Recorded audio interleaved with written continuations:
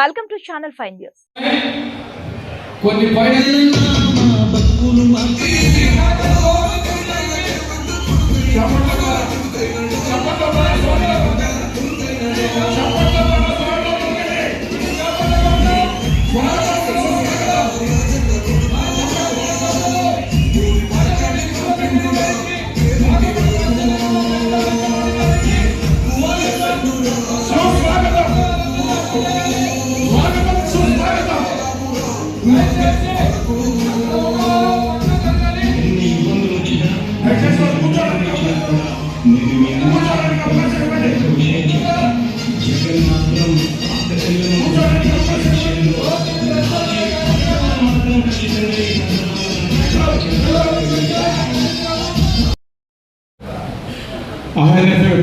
చంద్రబాబు నాయుడు గురించే సింపుల్.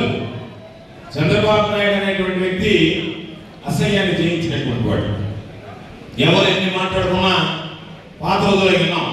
పురాణంలో ఘోరమైనటువంటి తపస్సు చేసి మృత్యువుని జయించారు అని చెప్పి, అంటే చంద్రబాబు నాయుడు ఘోరమైనటువంటి తపస్సు చేసి అసహ్యాన్ని జయించాడు. మనం ఏదైనా చెప్తాం, అధికారంలో పోతాం, ఆ తర్వాత మోసం చేద్దాం అనేటువంటి ఆలోచన తప్ప ఏ రోజు కూడా ప్రజల గురించి పట్టించుకున్నటువంటి వ్యక్తి కాదు.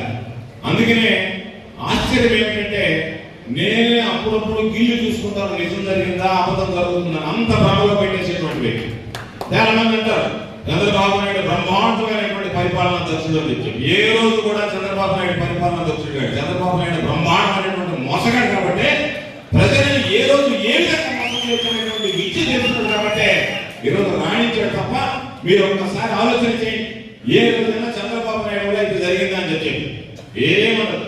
చంద్రబాబు నాయుడు నిద్రలేస్తే కన్ను ఆపకుండా సెల్ ఫోన్ నేను కనిపెట్టా, హైదరాబాద్ నేను కట్టా, పాప ఆయన కులి కుతుబ్ షా ఎక్కడ ఉన్నాడు, హైదరాబాద్ కట్టినా, ఆయన ఆత్మ ఘోషిస్తున్నారు, నేను కట్టిన హైదరాబాద్ నేను కట్టానని చెప్తున్నాడు అని చెప్పి.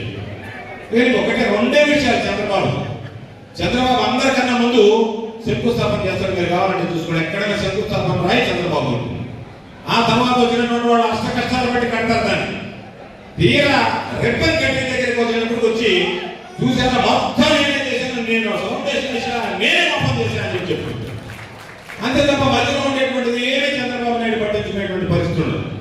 కాబట్టి చెప్పడం, దానికి సంబంధించినటువంటి దాంట్లో ఏమాత్రం పట్టించుకోకుండా ఎవరన్నా అడిగినా కూడా అట్లా దులుపుకొని వెళ్ళిపోవడం తప్ప, అయ్యో ఈ మాట అన్నారే అనేటువంటి మాట ఎక్కడ ఉండదు. అందుకని ఈరోజు సూపర్ 6 అని చెప్పి ఒక 6 పథకాలు చెప్పాడు.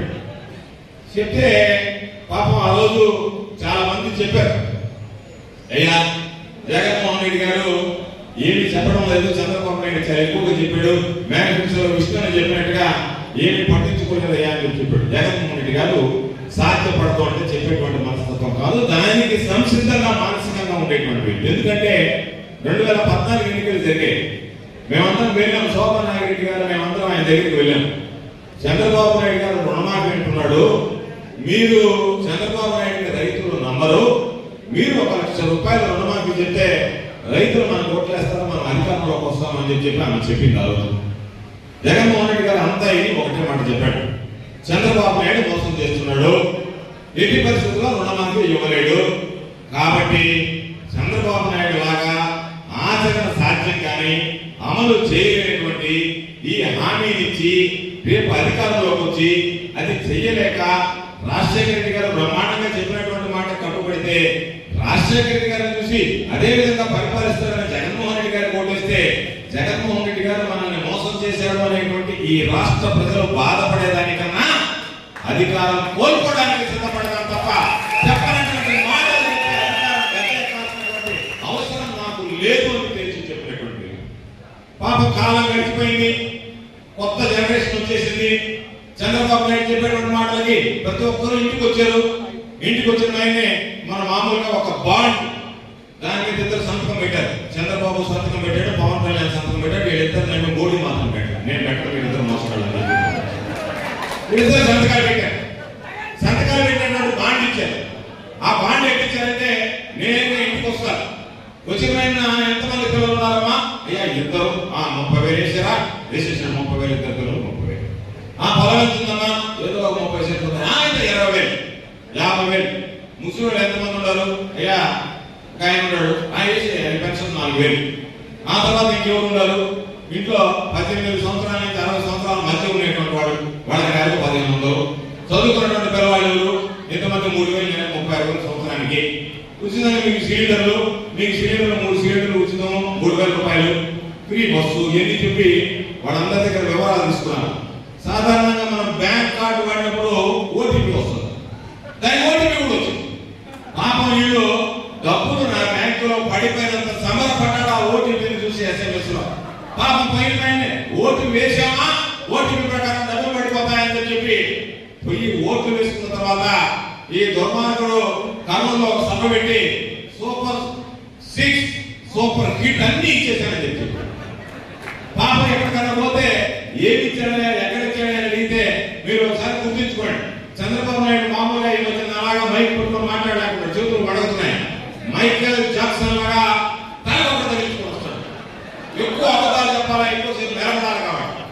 దానికని ఏం చెప్పాడు, జగన్మోహన్ రెడ్డి గారు 12,500 ఇస్తానని చెప్పాడు. ఈ రోజు ఆయన 7,500 ఇస్తున్నాడు.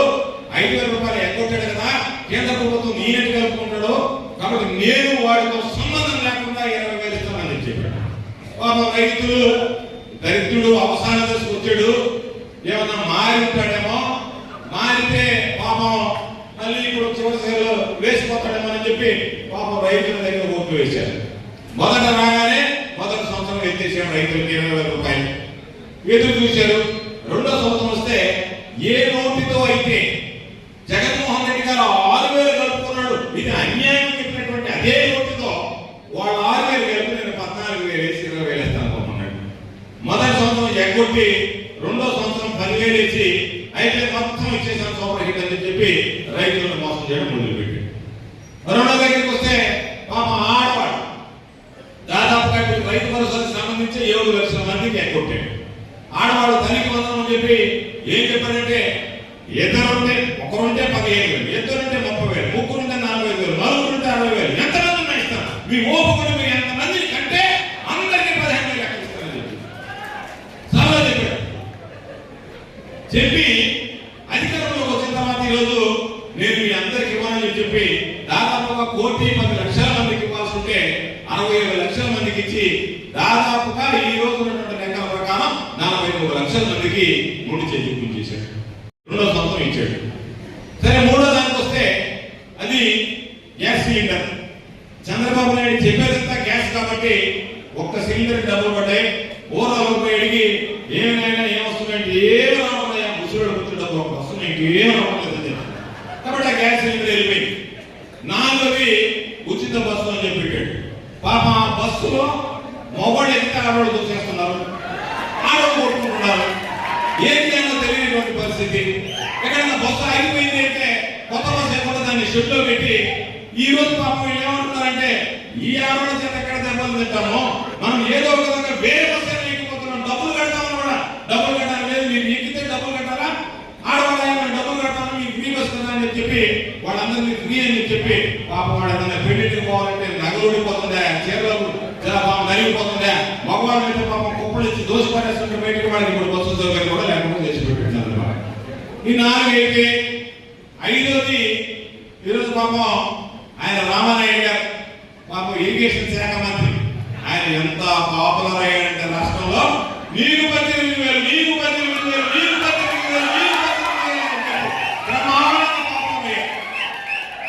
ఈరోజు పాపం ఎక్కడ కనపడటం లేదు. అడుగుతారు ఏమైంది స్వామి పెద్ద మనుషులు 18,000 అని చెప్పి అడుగుతారని ఎక్కడ రావడం లేదు, మీరు గమనించలేదు. పాపం దొంగతట్టుగా వెళ్ళిపోతున్నాడు. ఇంతకుముందు రోజు మీడియా కూర్చోడు కోసం చొక్క ఒకటేసుకొని లేదా పరిస్థితి.